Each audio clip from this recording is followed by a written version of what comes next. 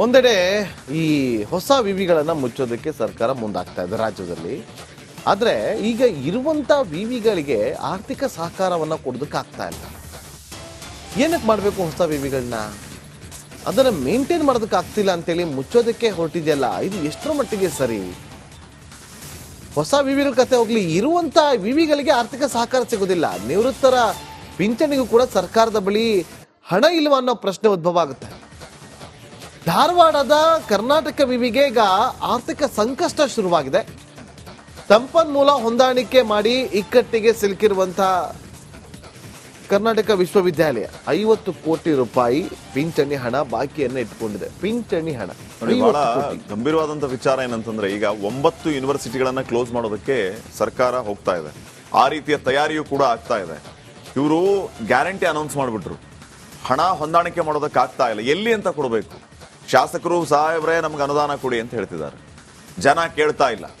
ಅಭಿವೃದ್ಧಿ ಕೆಲಸನೇ ಆಗ್ತಾ ಇಲ್ರಿ, ನೀವೇನ್ ಶಾಸಕರು ಅಂತ ಉಗಿತಾ ಇದ್ದಾರೆ. ಈ ಕಡೆ ದುಡ್ಡು ಕೊಡಬೇಕು ಅಂತಂದ್ರೆ ಖಜಾನೆಯಲ್ಲಿ ದುಡ್ಡಿಲ್ಲ ಅನ್ನುವಂತಹ ಪರಿಸ್ಥಿತಿ. ಇದ್ರ ಮಧ್ಯೆ 9 ಯೂನಿವರ್ಸಿಟಿಗಳನ್ನ ಕ್ಲೋಸ್ ಮಾಡೋದಕ್ಕೆ ಹೋಗ್ತಾ ಇದೆ ಸರ್ಕಾರ. ಕಾರಣ ಅಗೇನ್ ಅದೇ ಗ್ಯಾರಂಟಿ ಇಫೆಕ್ಟ್. ಭಾರಿ ಸಮಸ್ಯೆ. ಬಹಳ ನಾವ್ ಹೇಳೋದ್ ಬೇಡ, ಅವರದೇ ಪಕ್ಷದ ನಾಯಕರು ಇವತ್ತು ಹೇಳಿಕೆಗಳನ್ನ ಕೊಡ್ಕೊಂಡ್ ಬರ್ತಿದ್ದಾರೆ. ಅಲ್ಲ, ಒಂದು ಇಲಾಖೆಯಲ್ಲಿ ಶಾರ್ಟೇಜ್ ಅಲ್ಲ ಇದು, ಪ್ರತಿ ಇಲಾಖೆಯಲ್ಲೂ ಇದೇ ಸಮಸ್ಯೆ ಆಗ್ತಾ ಇದೆ. ಇದು ನೀವೇ ಬೆನ್ನು ತಟ್ಕೋಬಹುದು. ಇಲ್ಲ ರೀ, ಖಜಾನೆ ಖಾಲಿ ಆಗಿದೆ ಅಂತ ಹೇಳಿದವ್ರು ಯಾರು? ನಾವು ಸುಭದ್ರವಾಗಿ ಆರ್ಥಿಕತೆಯಿಂದ ಸದೃಢವಾಗಿ ನಾವು ಸರ್ಕಾರವನ್ನ ನಡೆಸ್ತಾ ಇದ್ದೀವಿ. ಅದ್ರ ರಿಫ್ಲೆಕ್ಷನ್ ಎಲ್ಲಿ ಕಾಣಿಸ್ತಾ ಇದೆ? KSRTC ರೇಟ್ ಜಾಸ್ತಿ ಮಾಡ್ತಾ ಇದ್ದೀರಿ, ಮೆಟ್ರೋ ರೇಟ್ ಜಾಸ್ತಿ ಆಗ್ತಾ ಇದೆ, ಹಾಲಿನ ದರ ಜಾಸ್ತಿ ಆಗ್ತಾ ಇದೆ, ಕರೆಂಟ್ ಶಾಕ್ ಕೊಡೋದಕ್ಕೆ ಮುಂದಾಗ್ತಾ ಇದ್ದೀರಿ. ರೈತರು ತಮ್ಮ ಜಮೀನುಗಳಿಗೆ ಬೆಳೆಗಳಿಗಾಗಿ ನೀರು ಹಾಯಿಸಬೇಕು ಅಂತಂದ್ರೆ ಅವರಿಗೆ ನೀರಿಲ್ಲ, ಕರೆಂಟ್ ಸಪ್ಲೈ ಕೊಡ್ತಾ ಇಲ್ಲ. ಎಲ್ಲಿ ನೋಡಿದ್ರು ಕೂಡ ಶಾರ್ಟೇಜ್. ಕಾರಣ ಗ್ಯಾರಂಟಿಯಿಂದ ಸಮಸ್ಯೆ ಆಗ್ತಾ ಇದೆ. ಇರುವಂತ ಯೂನಿವರ್ಸಿಟಿಗಳನ್ನ ಮೇಂಟೈನ್ ಮಾಡೋದಕ್ಕೆ ಆಗ್ತಾ ಇಲ್ಲ, ಹೊಸ ಯೂನಿವರ್ಸಿಟಿಗಳನ್ನ ಕ್ಲೋಸ್ ಮಾಡ್ತಾ ಇದ್ದೀರಿ. ಏನ್ ನಡೀತಾ ಇದೆ ನಮ್ಮ ರಾಜ್ಯದಲ್ಲಿ? ಬಹಳ ಸೀರಿಯಸ್ ಆದಂತ ವಿಚಾರ ಇದು. ಆರ್ಥಿಕ ದಿವಾಳಿ ಆಗಿಲ್ಲ ಅಂತಂದ್ರೆ ಆಯ್ತು, ನೀವು ಹೇಳಿ. ಯಾವುದೇ ಕಾರಣಕ್ಕೂ ಆರ್ಥಿಕ ದಿವಾಳಿ ಅಲ್ಲ, ನಾವು ಸದೃಢವಾಗಿದ್ದೀವಿ. ಅದು ವಿರೋಧ ಪಕ್ಷದವರು ಅವಾಗವಾಗ ಕೇಳ್ತಿರ್ತಾರೆ ನೋಡಿ, ಆರ್ಥಿಕ ವಿಚಾರವಾಗಿ ನೀವು ಶ್ವೇತ ಪತ್ರ ಹೊರಡಿಸಿ ಅಂತ. ಪ್ರಶ್ನೆ ಮಾಡಿದ್ರೆ ಏನ್ ಹೇಳ್ತೀರಿ? ಸೆಂಟ್ರಲ್ ಇಂದ ಬರ್ಬೇಕಾಗಿದ್ದು ಇನ್ನೂ ಬಂದಿಲ್ಲ. ಸೆಂಟ್ರಲ್ ನೀವೇನ್ ಮಾಡ್ತಾ ಇದ್ದೀರಿ? ಅಷ್ಟು ಲಕ್ಷ ಕೋಟಿ ಇಷ್ಟು ಲಕ್ಷ ಕೋಟಿ ಅಂತ ಬಜೆಟ್ ಮಂಡಿಸ್ತಿರಲ್ಲ, ಇಷ್ಟೊಂದು ರೆವೆನ್ಯೂ ಬರುತ್ತೆ ಅಂತ ಹೇಳ್ತಿರಲ್ಲ, ಆ ದುಡ್ಡು ಎಲ್ಲಿ ಹೋಗುತ್ತೆ? ಈ ಗ್ಯಾರಂಟಿಗೆ ಇಷ್ಟು 1000 ಕೋಟಿ ಇಟ್ಟಿದ್ದೀರಿಪ್ಪ, ಆಯ್ತು, ರೆವೆನ್ಯೂ ಇಷ್ಟೊಂದು ಸಂಗ್ರಹ ಮಾಡ್ತಾ ಇದ್ದೀರಲ್ಲ, ನೀ ಏನ್ ಮಾಡ್ತಾ ಇದ್ದೀರಿ? ಹಣಕಾಸು ಖಾತೆನ ಸಿದ್ದರಾಮಯ್ಯ ಅವರೇ ಇಟ್ಕೊಂಡಿದ್ದಾರೆ.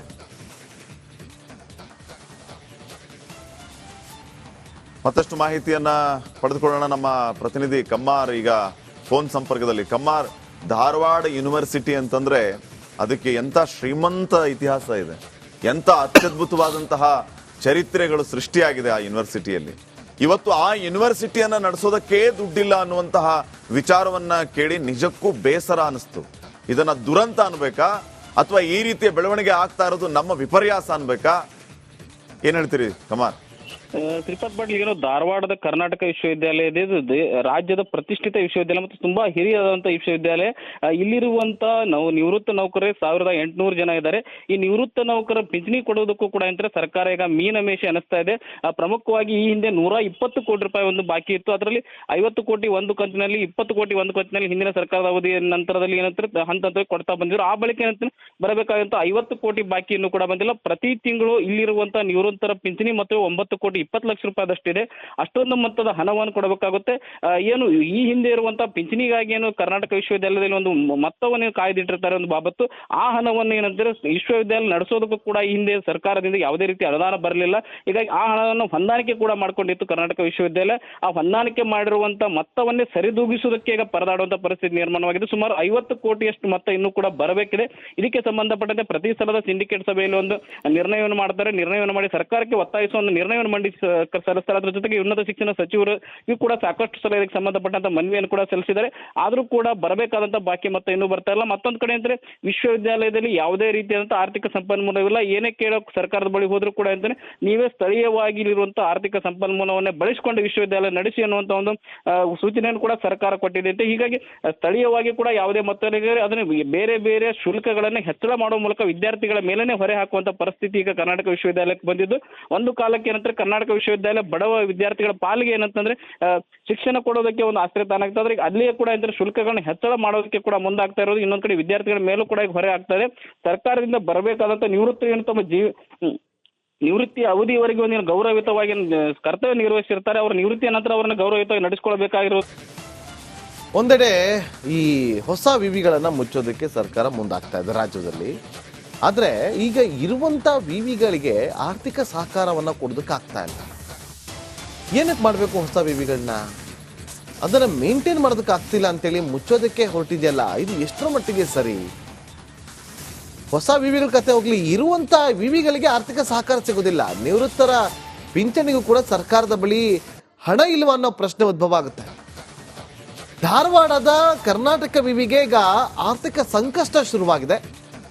ಸಂಪನ್ಮೂಲ ಹೊಂದಾಣಿಕೆ ಮಾಡಿ ಇಕ್ಕಟ್ಟಿಗೆ ಸಿಲುಕಿರುವಂತ ಕರ್ನಾಟಕ ವಿಶ್ವವಿದ್ಯಾಲಯ 50 ಕೋಟಿ ರೂಪಾಯಿ ಪಿಂಚಣಿ ಹಣ ಬಾಕಿಯನ್ನು ಇಟ್ಕೊಂಡಿದೆ. ಪಿಂಚಣಿ ಹಣ ಬಹಳ ಗಂಭೀರವಾದಂತ ವಿಚಾರ ಏನಂತಂದ್ರೆ, ಈಗ 9 ಯೂನಿವರ್ಸಿಟಿಗಳನ್ನ ಕ್ಲೋಸ್ ಮಾಡೋದಕ್ಕೆ ಸರ್ಕಾರ ಹೋಗ್ತಾ ಇದೆ. ಆ ರೀತಿಯ ತಯಾರಿಯೂ ಕೂಡ ಆಗ್ತಾ ಇದೆ. ಇವರು ಗ್ಯಾರಂಟಿ ಅನೌನ್ಸ್ ಮಾಡಿಬಿಟ್ರು, ಹಣ ಹೊಂದಾಣಿಕೆ ಮಾಡೋದಕ್ಕೆ ಆಗ್ತಾ ಇಲ್ಲ. ಎಲ್ಲಿ ಅಂತ ಕೊಡಬೇಕು? ಶಾಸಕರು ಸಾಹೇಬ್ರೆ ನಮ್ಗೆ ಅನುದಾನ ಕೊಡಿ ಅಂತ ಹೇಳ್ತಿದ್ದಾರೆ. ಜನ ಕೇಳ್ತಾ ಇಲ್ಲ. ಅಭಿವೃದ್ಧಿ ಕೆಲಸನೇ ಆಗ್ತಾ ಇಲ್ರಿ, ನೀವೇನ್ ಶಾಸಕರು ಅಂತ ಉಗಿತಾ ಇದ್ದಾರೆ. ಈ ಕಡೆ ದುಡ್ಡು ಕೊಡಬೇಕು ಅಂತಂದ್ರೆ ಖಜಾನೆಯಲ್ಲಿ ದುಡ್ಡಿಲ್ಲ ಅನ್ನುವಂತಹ ಪರಿಸ್ಥಿತಿ. ಇದ್ರ ಮಧ್ಯೆ 9 ಯೂನಿವರ್ಸಿಟಿಗಳನ್ನ ಕ್ಲೋಸ್ ಮಾಡೋದಕ್ಕೆ ಹೋಗ್ತಾ ಇದೆ ಸರ್ಕಾರ. ಕಾರಣ ಅಗೇನ್ ಅದೇ ಗ್ಯಾರಂಟಿ ಫ್ಯಾಕ್ಟ್. ಭಾರಿ ಸಮಸ್ಯೆ. ಬಹಳ ನಾವ್ ಹೇಳೋದ್ ಬೇಡ, ಅವರದೇ ಪಕ್ಷದ ನಾಯಕರು ಇವತ್ತು ಹೇಳಿಕೆಗಳನ್ನ ಕೊಡ್ಕೊಂಡ್ ಬರ್ತಿದ್ದಾರೆ. ಅಲ್ಲ, ಒಂದು ಇಲಾಖೆಯಲ್ಲಿ ಶಾರ್ಟೇಜ್ ಅಲ್ಲ ಇದು, ಪ್ರತಿ ಇಲಾಖೆಯಲ್ಲೂ ಇದೇ ಸಮಸ್ಯೆ ಆಗ್ತಾ ಇದೆ. ಇದು ನೀವೇ ಬೆನ್ನು ತಟ್ಕೋಬಹುದು. ಇಲ್ಲ ರೀ, ಖಜಾನೆ ಖಾಲಿ ಆಗಿದೆ ಅಂತ ಹೇಳಿದವ್ರು ಯಾರು? ನಾವು ಸುಭದ್ರವಾಗಿ ಆರ್ಥಿಕತೆಯಿಂದ ಸದೃಢವಾಗಿ ನಾವು ಸರ್ಕಾರವನ್ನ ನಡೆಸ್ತಾ ಇದ್ದೀವಿ.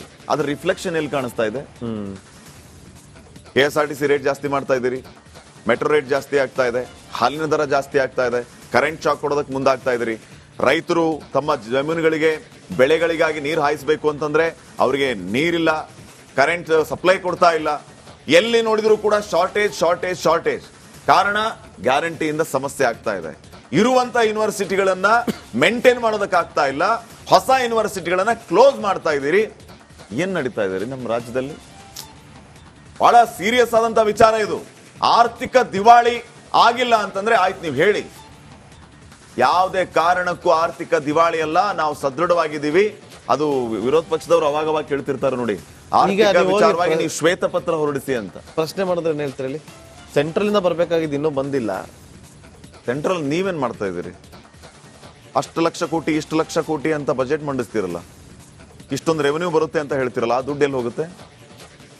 ಈ ಗ್ಯಾರಂಟಿಗೆ ಇಷ್ಟು 1000 ಕೋಟಿ ಇಟ್ಟಿದ್ದೀರಿಪ್ಪ, ಆಯ್ತು, ರೆವೆನ್ಯೂ ಇಷ್ಟೊಂದು ಸಂಗ್ರಹ ಮಾಡ್ತಾ ಇದ್ದೀರಲ್ಲ, ನೀ ಏನ್ ಮಾಡ್ತಾ ಇದ್ದೀರಿ? ಹಣಕಾಸು ಖಾತೆನ ಸಿದ್ದರಾಮಯ್ಯ ಅವರೇ ಇಟ್ಕೊಂಡಿದ್ದಾರೆ.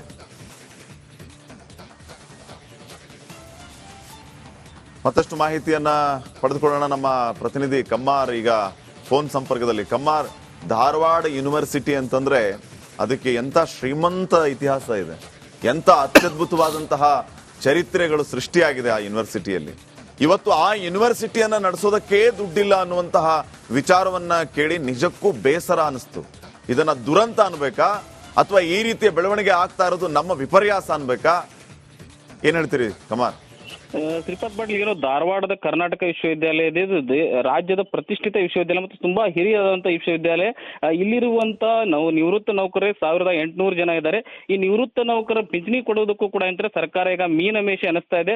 ಪ್ರಮುಖವಾಗಿ ಈ ಹಿಂದೆ 120 ಕೋಟಿ ರೂಪಾಯಿ ಒಂದು ಬಾಕಿ ಇತ್ತು. ಅದರಲ್ಲಿ 50 ಕೋಟಿ ಒಂದು ಕಂತಿನಲ್ಲಿ, 20 ಕೋಟಿ ಒಂದು ಕಂತಿನಲ್ಲಿ ಹಿಂದಿನ ಸರ್ಕಾರದ ಅವಧಿಯ ನಂತರದಲ್ಲಿ ಏನಂತಾರೆ ಹಂತ ಕೊಡ್ತಾ ಬಂದಿದ್ರು. ಆ ಬಳಿಕ ಏನಂತ ಬರಬೇಕಾದಂತ 50 ಕೋಟಿ ಬಾಕಿ ಇನ್ನೂ ಕೂಡ ಬಂದಿಲ್ಲ. ಪ್ರತಿ ತಿಂಗಳು ಇಲ್ಲಿರುವಂತಹ ನಿವೃತ್ತರ ಪಿಂಚಣಿ ಮತ್ತು 9 ಕೋಟಿ 20 ಲಕ್ಷ ರೂಪಾಯಿದಷ್ಟಿದೆ. ಅಷ್ಟೊಂದು ಮೊತ್ತದ ಹಣವನ್ನು ಕೊಡಬೇಕಾಗುತ್ತೆ.